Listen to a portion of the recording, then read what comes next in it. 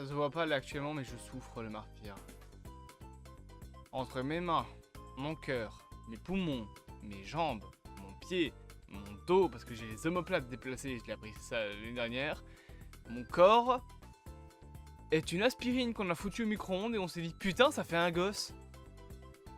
Vous devriez tester, apparemment ça fait des enfants. Bah ça fait des enfants comme moi, donc faites gaffe, hein, ils auront beaucoup de problèmes de santé. Salut tout ça, mon transit cinéma, nous allons... Ouf, oui, je bégaye, bah vous savez quoi, nique sa mère. On va parler aujourd'hui de Resident Evil. Et d'ailleurs, je me permets de vous dire ça, il y aura une petite partie de la vidéo à la toute fin qui parlera de The Game Tales. Voilà, vous savez que le projet est en pause actuellement, c'est pas vraiment qu'il est en pause, c'est plus qu'il est en... on va dire en reconstruction. Voilà, pour quelque chose peut-être un petit peu plus d'intimiste, peut-être un petit peu moins ambitieux, parce que c'est beaucoup ce qui m'a posé problème dans la vie, mais bref, on reparlera de ça à la fin de la vidéo. Non, on va voir, on reparlera de ça dans une vidéo dédiée. Je ferai une vidéo dédiée, on en reparlera. Mais donc aujourd'hui, on va parler de Resident Evil. Resident Evil, c'est, j'allais dire, c'est quoi? Si vous connaissez pas Resident Evil, pourquoi vous avez cliqué sur la vidéo? Et pourquoi je vous pose la question? Je sais pas, et pourquoi je prends cette voix? Bonjour. Ah, je suis fatigué, j'ai pas dormi de la nuit, foutez-moi la paix, j'ai passé toute ma vie à construire un putain de commissariat de police de Stranger Things sur Minecraft parce que j'étais à foutre de mes journées et j'ai fait une intro de 1 minute 30 parce que je parle, voilà. On va parler de Resident Evil parce qu'apparemment, y'a pas d'image. Merci. Apparemment, putain, vraiment compliqué aujourd'hui, hein. Il y aurait un remake de Resident Evil, premier du nom, qui serait en préparation. Bon, vous savez, Resident Evil, maintenant les remakes, il y en a 3. Ouais, il y en a 3. Puisque bah, maintenant, voilà, on est sur une nouvelle ère pour Resident Evil. Resident Evil, vous dites ça comme vous voulez, je m'en fous. Resident Evil, si vous voulez, moi je dis Resident Evil, parce que je parle anglais parfaitement. Hein, l'anglais de Massachusetts. Pas du tout. Mais donc, on a potentiellement un remake de Resident Evil 1 qui est en préparation. Tout simplement parce qu'on est dans une ère de Resident Evil où, à part le 9, Capcom préfère nous faire des remakes plutôt que de nous proposer des nouveaux jeux. Les cons ils se prennent pour Naughty Dog avec The Last of Us. Non, parce que on va parler 30 secondes de The Last of Us, hein, parce que on peut dire que les remakes de Resident Evil c'est de l'arnaque, mais au moins les remakes de Resident Evil c'est des nouveaux jeux de A à Z.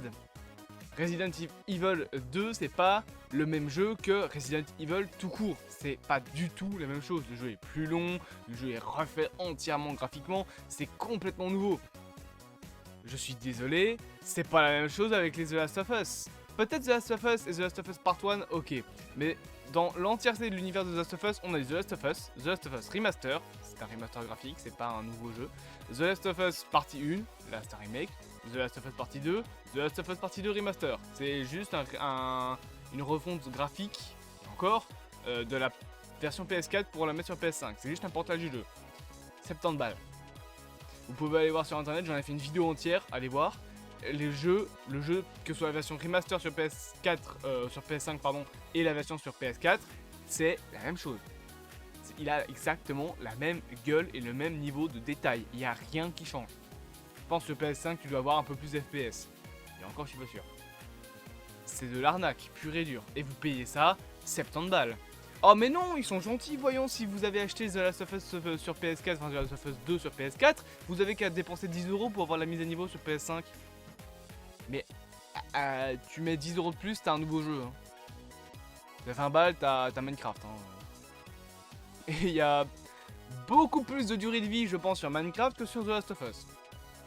Limite, tu peux refaire The Last of Us en mettant quelques mods. Tu peux refaire le jeu The Last of Us sur Minecraft.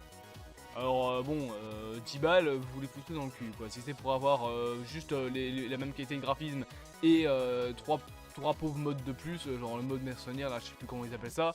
Voilà. Mais les remakes de Resident Evil, par contre, c'est complètement autre chose. C'est vraiment des tout nouveaux jeux. Alors, on commence un petit peu à être dans ce que j'appelle la limite entre le vrai bon remake et l'arnaque pure et dure. Dans le sens où, plus on va monter dans les remakes, plus on va remaker des jeux qui sont récents. Genre Resident Evil 4 c'est 2008, Resident Evil 5 c'est 2009, Resident Evil 6 c'est après 2010 il me semble. Donc on va commencer à être avec des jeux qui sont trop récents que pour que le remake serve à quelque chose. Si dans 5 ans par exemple on nous vend un Resident Evil 7 remake, bah, ça sert à rien. Resident Evil 7, il date de 2017, il est largement suffisant en termes de graphisme, en termes d'histoire, etc. Il n'y a pas besoin de toujours les remakes. Pour les vieux Resident Evil, je peux comprendre. Resident Evil 4, à la limite, ok, mais Resident Evil 5 et 6 sont largement trouvables sur les anciennes consoles. C'est pas aussi... en fait, il n'y a pas la barrière qui est aussi forte entre les anciens et les nouveaux. Resident Evil 2 et 3, je peux comprendre. C'est vrai que les anciens Resident Evil, ils avaient ce truc de la caméra... il y a de nouveau, il n'y a pas d'image. Ils avaient ce truc de la caméra fixe. Là où dans les remakes, ils ont décidé de retirer ça pour choisir une caméra épaule comme dans les nouveaux jeux. Chose qui d'ailleurs sera un peu la même chose dans le remake de Silent Hill 2 et ça je trouve ça dommage parce que justement Silent Hill c'était des caméras qui étaient un petit peu éloignées, tu voyais ton personnage un petit peu de loin comme là sur cet écran, même si c'était pas des caméras fixes. Enfin, pas tout le temps, il y avait quand même ce système de caméra fixe de temps en temps dans le 1 il me semble. Mais donc voilà, on avait dans Resident Evil les premiers jeux des caméras fixes qui étaient non seulement une envie de mise en scène, c'est-à-dire pour ça qu'ils l'ont gardé dans le remaster de Resident Evil sur GameCube. Donc Resident Evil 1 a déjà été remake, mais c'est juste plutôt un remaster graphique. Et honnêtement aujourd'hui, j'avoue qu'il devient quand même aussi un petit peu moche. Enfin, je veux dire, Resident Evil Remaster, ça ressemble à ça, quoi. C'est un petit peu vieux, c'est un petit peu vieilli. Mais la différence avec les premiers Resident Evil et le Remaster, c'est que faut savoir que les remakes, donc la qualité, enfin les caméras, etc. des Resident Evil, ils avaient une raison derrière. C'est un petit peu comme pour le brouillard de Silent Hill. Comme pour la luminosité de Silent Hill, j'ai déjà expliqué ça dans justement l'épisode de The Game Tales, donc allez le voir, je vais le résumer ici. La caméra, il y a deux raisons pour lesquelles c'était important dans les anciens Resident Evil. C'est de 1 parce que c'était une idée de mise en scène de faire ça, ça permet d'avoir des lieux plutôt restreints et donc de enfermer le personnage et le joueur dans un lieu un petit peu comme ça, un peu agressif, j'ai envie de dire, dans le sens où tu vas être enfermé dans des petits coins, dans des petits couloirs, donc tu vas toujours avoir cette obsession, cette oppression qui sera autour de toi, et c'était surtout une putain d'arnaque pour éviter à la console de devoir générer un manoir entier, parce que même si dans le premier Resident Evil, le manoir n'était pas spécialement super grand comparé aux cartes qu'on a de nos jours, faut quand même avouer que la PS1, elle n'était pas capable de générer aussi gros, donc la qualité, enfin le placement des caméras dans les anciens Resident Evil permettait également d'empêcher à la PlayStation 1 de devoir générer une map trop grande. C'est la même connerie qui a été utilisée pour le brouillard de Silent Hill ou pour même la luminosité de Silent Hill. Plus il faisait noir dans la pièce, plus la caméra avait besoin de générer moins de trucs. Et le brouillard, ça il y en avait aussi dans d'autres jeux, c'est tout simplement pour éviter à la PlayStation 1 de devoir générer trop d'images. Mais donc après toutes ces explications, on a eu quelques petites infos concernant comment la caméra, et comment surtout le Resident Evil 1 Remake devrait être fait. Et je vais tout vous donner. Déjà, petit provisoire, Biohazard 1 Resident Evil. En tout cas, ce serait Biohazard Resident Evil 1. Donc on récupérerait le Biohazard du Japon. Qui peut en soi être une bonne chose. Ce serait un jeu plus lent que Resident Evil Remake. Voilà, avec un mode unique de déplacement pour chaque zombie.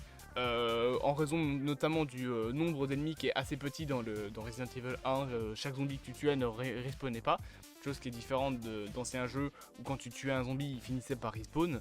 Si tu changeais de pièce par exemple, l'ennemi allait respawn, ce qui était un peu chiant.